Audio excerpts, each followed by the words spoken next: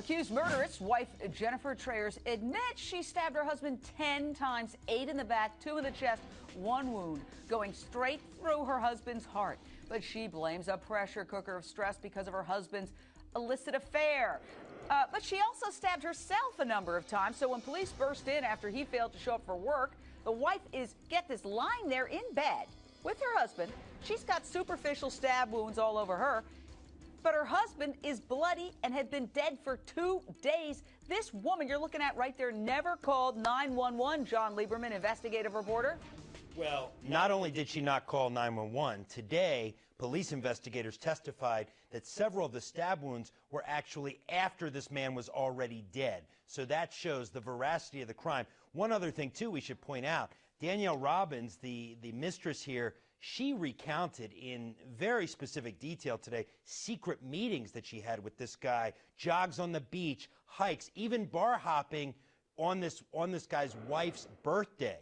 So you're sitting in that courtroom. It's amazingly tense when a mistress is recounting that sort of graphic testimony. And there's a lot of nice places to go in San Diego. I've spent a lot of time there. It's a beach community. You could see how this wife would become absolutely jealous.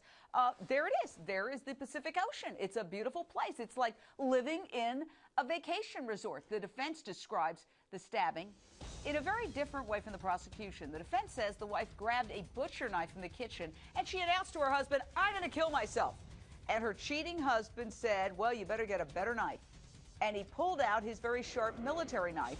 And then she started poking her chest and became outraged over her husband's indifference to her, well, intention to kill herself. And then he allegedly made a very sarcastic comment about her suicide plans, purportedly saying, "Let me help you with that." Then all hell broke loose, and she stabs him 10 times, once through the heart. Holly Hughes, former prosecutor, I hate to use that old cliche of hell hath no fury like a woman scorned.